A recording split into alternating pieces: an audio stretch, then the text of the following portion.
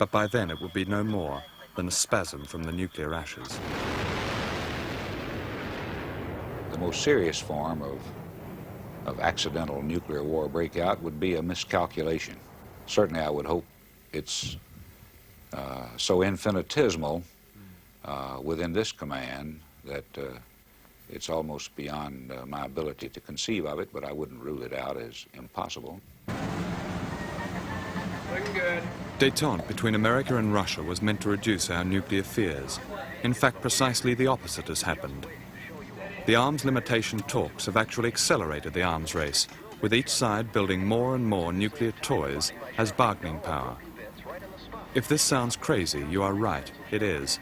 For example, the Vladivostok Agreement limits the number of missiles, like this Minuteman III, the cost of which, incidentally, would feed all of Bangladesh for 2 months. But the agreement does not limit the number of warheads carried by every missile. Incidentally, America will soon scrap its Polaris nuclear submarines, and if Britain wants to keep up, it will have to do the same. The new Trident submarine will cost us $1 billion each. All morality aside, can we really afford this new deal?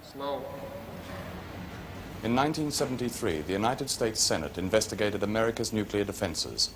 The report of the investigation was heavily censored by the Pentagon on Mr. Nixon's orders, and when it was finally released to the American public, it was lost in the sea of Watergate. The contents of the report directly concern all of us in Britain. It reveals that more than 7,000 nuclear warheads are presently stored in Europe, and 2/3 of these are not in the custody of European governments, as everybody thought, but controlled directly from Washington.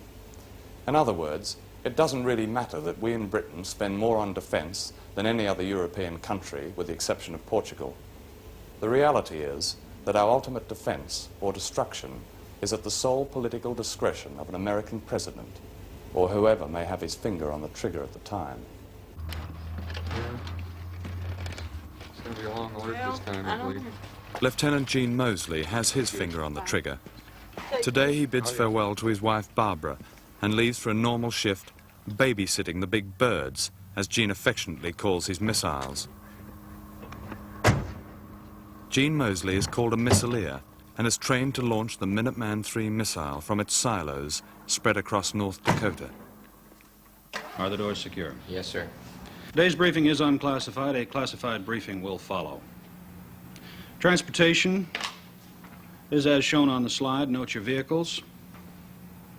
Weather conditions presently in the missile complex.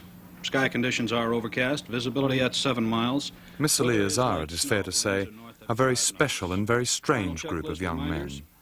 There is a kind of grey robot quality about them. Some are failed pilots, some are escaping from a desk job, others simply